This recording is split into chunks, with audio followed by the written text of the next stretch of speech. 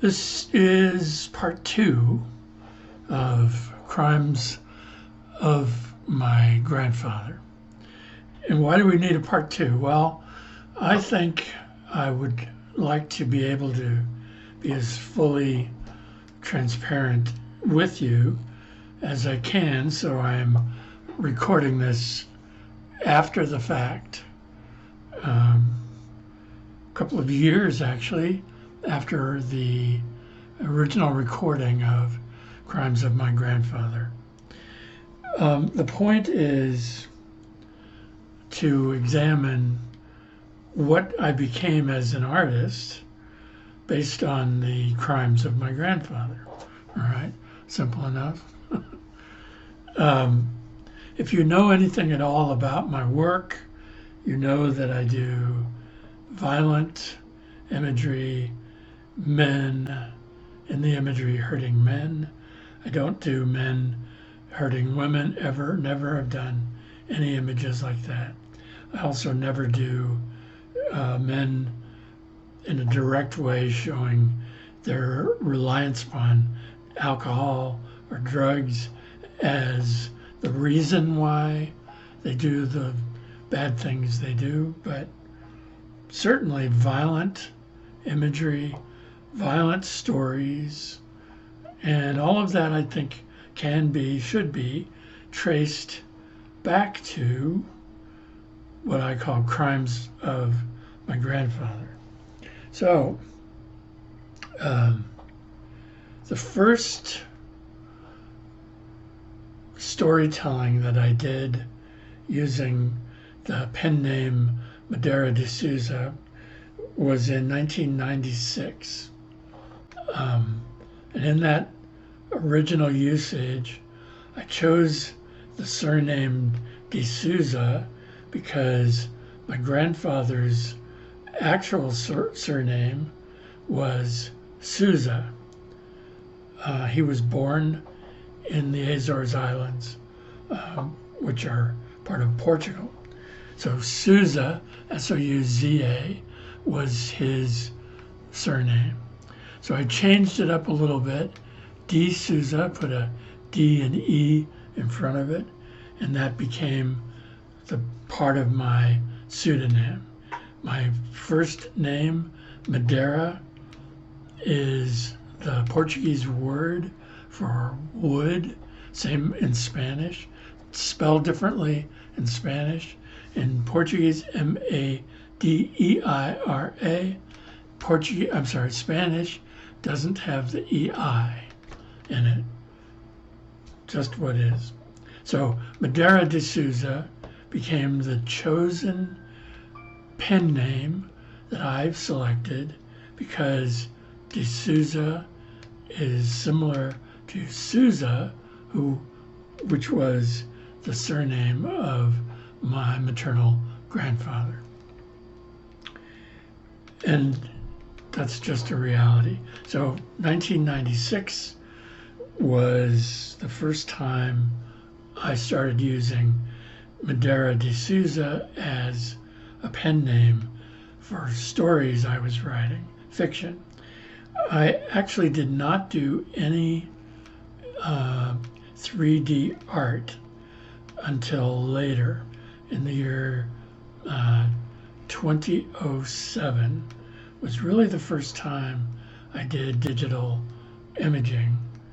I don't even know if in 1996, I don't think the apps were available. I don't know, for doing digital imagery. At least I didn't know. I didn't discover them.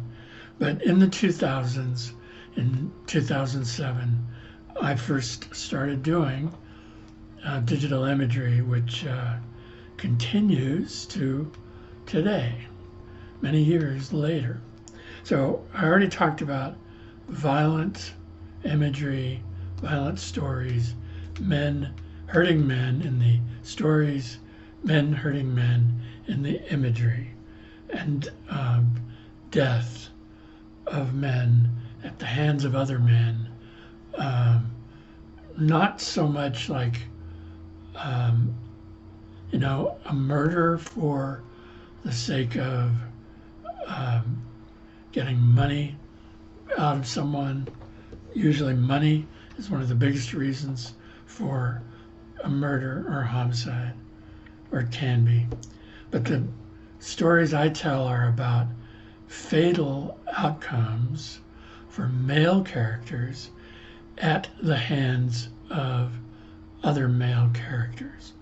And I believe I'm telling you of my belief that I believe I became this way as an artist because of the crimes of my grandfather. He, in his death, influenced me in ways I never would have imagined. And I must credit or blame him for that. Were it not for him shooting his wife, my grandmother, and then killing himself, also using a shotgun in their kitchen, were it not for that, I don't think I would have become the artist known as Madeira Desouza, but I did, all right? And I want to attribute that back to the crimes of my grandfather. Not to blame him, is what good, I blame him for killing her? No. Blame him for killing himself? No. I pity him for making those decisions, those violent decisions to kill his wife and to kill himself, because I pity him because all of those terrible things rippled forward in time and caused shame to my mother, and she in turn passed that shame on to me, as I mentioned in part 1 of Crimes of My Grandfather. So shame is at the basis. Shame became the prime motivator, I think. That's the phrase.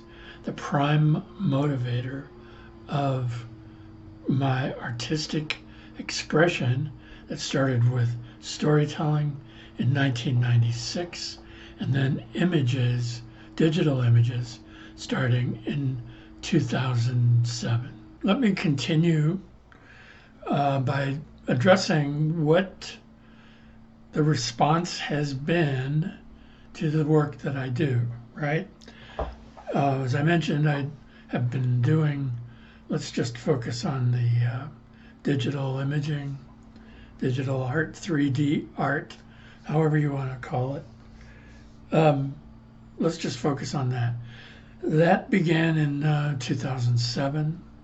So, over the years, quite a few years, people have responded to the work that I do.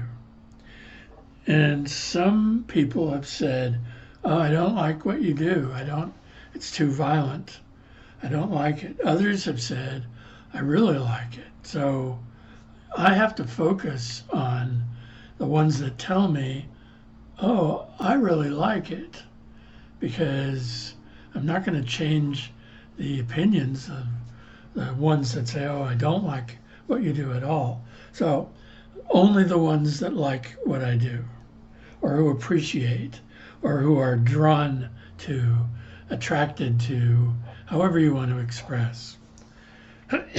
So how do I explain what the attraction is? All right? And that's important. What is the attraction? We're talking about death, fatal outcomes, men hurting men, men killing men, torture, and so forth, but ending up usually in death. What's the attraction? Well, if you have to ask, maybe you shouldn't be paying attention to what I'm saying here, because what I'm saying here presumes that you already understand that men in this life are attracted to violence. Okay? Very important. Men in this life are always attracted to violence. Whether it's the violence that they create, it could start as early as when your kid's on the school playground, could start then, bullying other boys.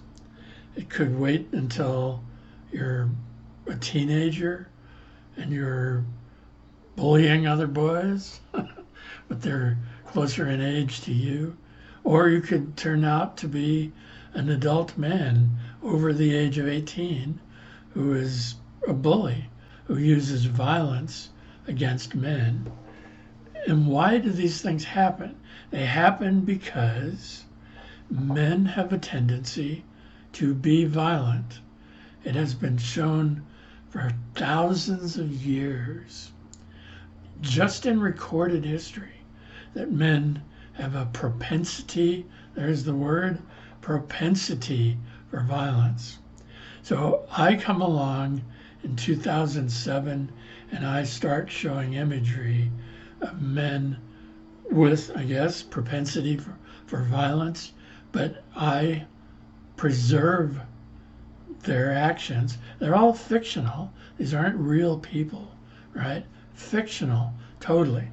But I preserve them, I immortalize them in their violent behaviors by the images that I create. And these images come from thousands of years of propensity of the male of the species to be violent. That's just what it is. Now, not every man is going to turn out violent. I'm not saying that. I did not turn out to be violent in the sense of hurting people, physically. This means punching people in the face or whatever, body part. I don't do that. I do create stories that are very violent, very aggressive men taking action against other men. They're all characters, not real, right? So I did not turn out to be violent. I'm a peace-loving guy. I could walk into a room anywhere, and I walk in the room and people will say to me, "Oh yeah, you're a violent guy." No, they're not going to say that. They're not going to say that at all. I don't look like a violent guy, do I? I don't think so. What do people usually say? They like my hair. They say, "Oh, you have great hair." But I don't want to focus on my appearance. All right, I have great hair, but I want to focus on what I create as artistic expressions, all right? So for years, since 2007, I've created images of fictional men hurting other fictional men in stories. They're prisoners of war, they're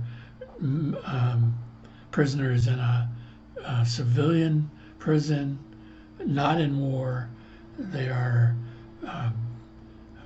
horse thieves who are hanged in frontier justice, those kinds of things. But I am not personally involved in any of that.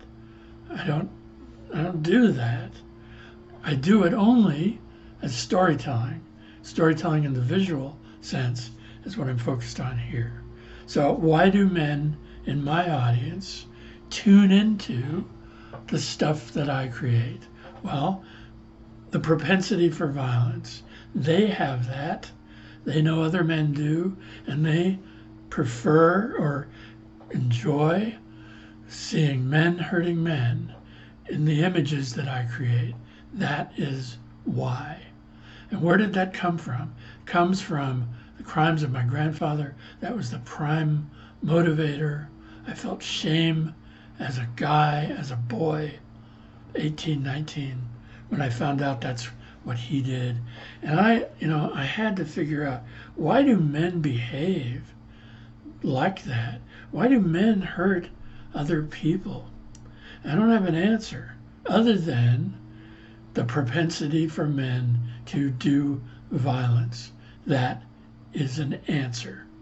Is it the answer to everything? No, of course not.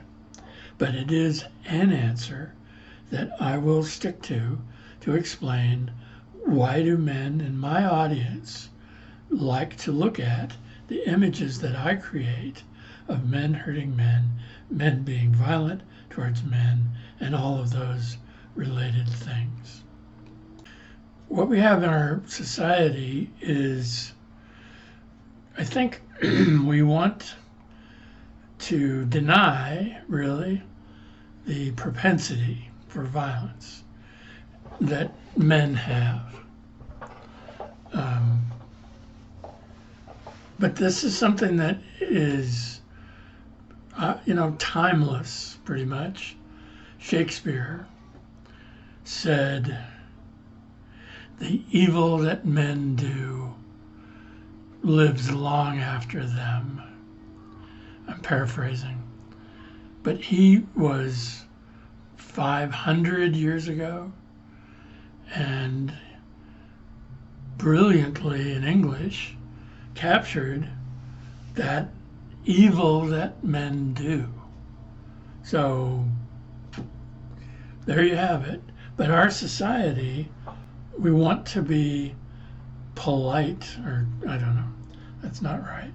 We want to be civilized. There we are. We want to be civilized. We think we are civilized. No, we are not. We don't have public hangings like they did in the 1880s. Yeah, we don't have that.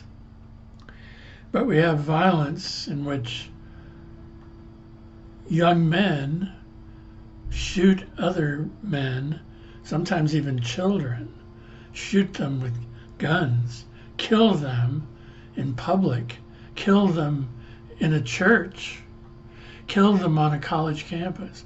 So we are not civilized. And this is just what we are. Men have a propensity for violence. That's where it begins. That's all I am saying. So why do my audience members like what I create, the art that I create? They think or they feel represented by those fictional characters that I have created. And they're all fiction. And all of these guys in my audience know that these are just fictional characters. It's not like so-and-so is a real senator from a real state. No, they're just made up, But they find I am representing them somehow in the imagery that I do. I depict men who are violent and who die at the hands of other violent men. We don't see that every day. I'm grateful. It's a wonderful thing that we don't see violence every day in real life. We don't have public hangings like there were in the 19th century. But we do have a lot of violence in real life, in everyday life, and way beyond, way beyond the borders of warfare. Soldiers killing other soldiers is pretty much accepted. But when young men shoot children in a church, no. That is not acceptable. So we have a very violent society. I'm not going to change that society. Who am I? I'm not going to change it. I am an artist. I represent what I see in the space between my ears. That's where it's happening. Here inside of my brain, inside of my mind, I come up with all these taboo visions of violent, aggressive men. And I think I'm pretty good at doing that, depicting what I think. I have very good coordination between my brain and my hands using a computer. Very good coordination. And that's how I create my art. So men find that worth looking at all over the world. I have people following me in Australia, in New Zealand, in Canada, in Germany, in Belgium, in Switzerland. It's easier for the English-speaking men to appreciate my work just because, but any man of any language can appreciate the work that I do. The work that I do is meant to cross all language barriers that we have on our planet. So, the men that find this attractive, are they looking at art just because, oh, it's art, I like art? No. No. Most guys aren't going to say, oh, I like art. No. They are interested in looking at what I do because they feel something deep inside. They feel a connection. They feel connected to the emotions that I am depicting. And yes, it is true. They may feel an erotic connection to the characters that I create. That does happen. I've had many men in my audience who have written to me and have said things in their texts about how they feel erotically aroused by the imagery that I do. Okay, that happens. I thank you all for your writing to me, emailing me, texting me. I know what you're saying.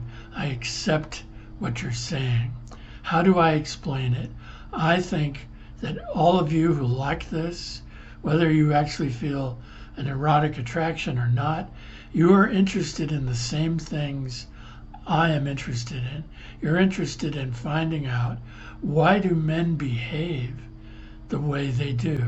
The evil that men do is a constant mystery to us.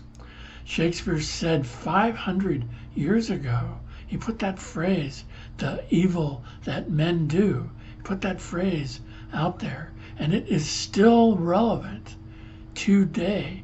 But we don't understand any clearer today than we did 500 years ago. Why do men do evil? Why do men hurt men? Why do men do violence? Why do men do crime? Why do men steal money? All of those big, big mysteries. And I am not here as a criminologist. I don't have a background in criminology. I don't have a background in psychology. I have a background in storytelling. I create stories in a visual way for a male audience, typically, that enjoys looking at the images that I do. And that is why I have done this Crimes of My Grandfather Part 2, so that you'll have a deeper understanding of why I keep doing all that I'm doing. I do thank you for paying attention to me. I hope that you keep enjoying my work, and please keep getting in touch with me to let me know one way or another, whether you love it or you hate it. Let me know. I really appreciate hearing from you. Thank you all for listening today. I am so grateful for all of you. I mean that.